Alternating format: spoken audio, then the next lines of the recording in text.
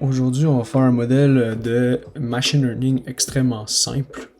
Fait on va avoir des inputs et des outputs qui vont être reliés à une fonction f de x. Donc, on va savoir c'est quoi x et f de x parce qu'on va le définir nous-mêmes. Puis ensuite, on va entraîner un modèle sur ces données-là. Donc, on va avoir les inputs et les outputs de notre fonction. Donc, par exemple, ici, si on avait cette fonction-là qu'on voit juste ici, bien, on aurait ici nos x en bas. Donc ça, ici, on a nos x et on a nos y, donc notre sortie, notre fonction de x, c'est ça. Nous, ce qu'on va faire, c'est entraîner le modèle sans que lui connaisse la relation directe entre x et f de x. Donc le modèle, lui, ce qu'il va voir, il va simplement voir les données en rouge, ici. Donc lui, il va juste voir les données en rouge et il va devoir essayer de trouver la relation entre x et f de x pour prédire par la suite qu'est-ce qui se passe entre les valeurs. Donc, on va faire un réseau de neurones quand même assez simple. Donc, on va avoir, nous, comme entrée, on va avoir un vecteur x. Donc, le vecteur x va être l'entrée. Donc, on va avoir notre premier neurone et en sortie, on va avoir notre vecteur y. Qui va être le dernier neurone. Donc, on va avoir à la couche 0, on a juste un neurone. Et à la dernière couche, qu'on peut appeler dans ce cas-là grand N, on va avoir aussi un neurone. Et là, on va essayer de désigner le réseau de neurones pour être capable d'avoir une bonne approximation de la fonction qu'on veut faire. Par exemple, si on décide au début, on va y aller avec deux layers, donc deux couches de 10 neurones chaque. À quoi ça ressemble ça? Ça veut dire qu'on va avoir 1, 2, 3, 4, 5, 6, 7, 8, 9, 10. On va avoir ça ici, 10 neurones. Et si on veut deux layers, ben on va avoir 10 neurones comme ça ici. Et le lien entre les neurones sont comme ça. Donc notre première couche, qui est notre seul input, notre vecteur, va être relié à tous les autres neurones. Donc là, on va faire ça, puis après, je vais pas le faire pour tout le reste, là, mais en fait, tous les neurones seraient connectés ensemble, puis ça ferait justement notre réseau de neurones. Donc je le fais rapidement, puis ensuite, à la sortie, on aurait ça ici. Donc ça serait si on avait 10 neurones par couche, puis on avait deux couches entre nos neurones. Maintenant aussi, ce qu'il faut qu'on fasse, c'est désigner la fonction. Ben, on va pas la désigner, on va juste utiliser une fonction d'activation simple qui est connue dans la littérature, qui est le ReLU. Donc, le ReLU, à quoi ça ressemble? C'est cette fonction d'activation-là, puisqu'on veut une fonction d'activation qui est non linéaire, parce qu'on ne veut pas créer une combinaison linéaire de toutes nos variables.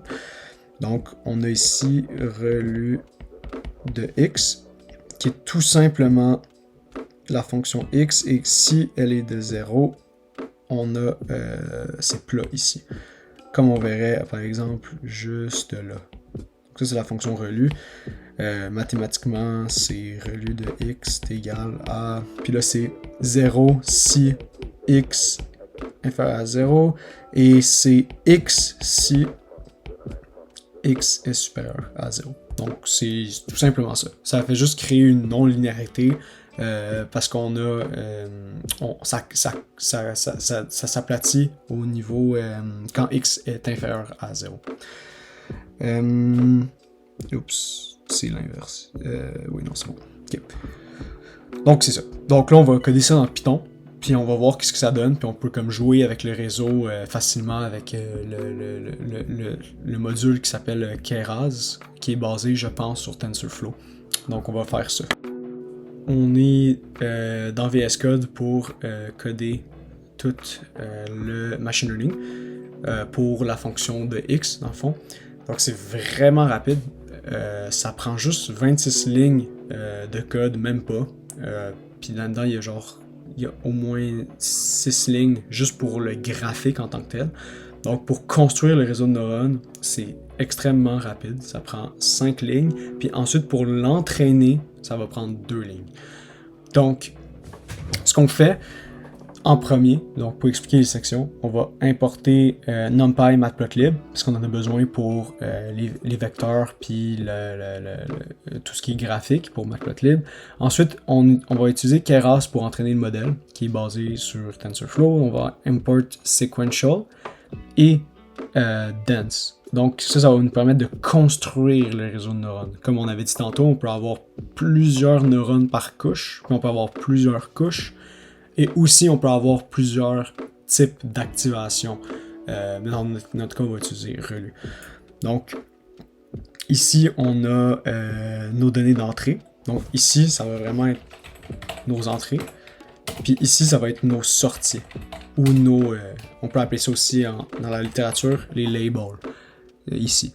Donc, dans notre cas, on va essayer d'entraîner le modèle à comme prédire la fonction sin de x cos de 2x, qui est une fonction extrêmement non linéaire.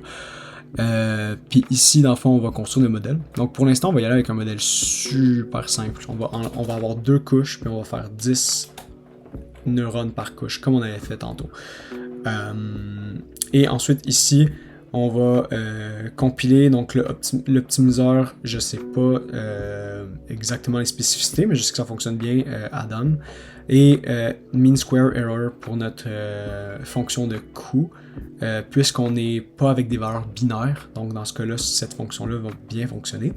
Et par la suite, modèle fit, on va faire fitter, donc on entraîne notre modèle, x nos entrées, y notre label, epoch le nombre de fois qu'on entraîne le modèle, et verbose égale 1, c'est juste pour obtenir les itérations dans le terminal. Puis ensuite, on va tracer par la suite XY en fonction de ce qui est prédit et la réalité.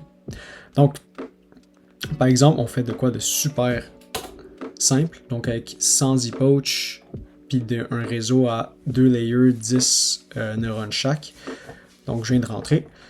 Donc, on obtient ça ici, qui est vraiment pas proche de la réalité. Fait que dans notre cas, ce qu'on fait, puis je vais juste le mettre ici à côté. Oups. Vraiment pas proche du tout. Fait que ce qu'on va faire, c'est qu'on va augmenter le nombre de paramètres. Donc, on va faire, au lieu d'avoir 10, on va avoir 100 neurones de chaque bord. On va runner ça. On va quitter lui. Et on va regarder ce que ça donne. Fait que le verbose égale 1, ça nous permet vraiment de voir le loss ici. Fait que là, avec 100 paramètres, 100 neurones, on se ramasse avec ça ici, qui est pas super beau, là, la courbe bleue, donc on n'a pas encore assez de paramètres pour prédire notre fonction. Donc ce qu'on va faire, c'est on peut augmenter de paramètres ou on peut augmenter d'une couche. Dans ce cas-là, je vais augmenter d'une couche, donc on va avoir 3 couches 100 neurones chaque. Puis on va voir qu'est-ce que ça donne. Donc là, on se rapproche quand même assez bien. Mais le modèle est comme pas encore assez précis. Au début, ça va, mais après, ça va pas. Donc on va augmenter le nombre d'epoches, donc le nombre de fois qui s'entraîne.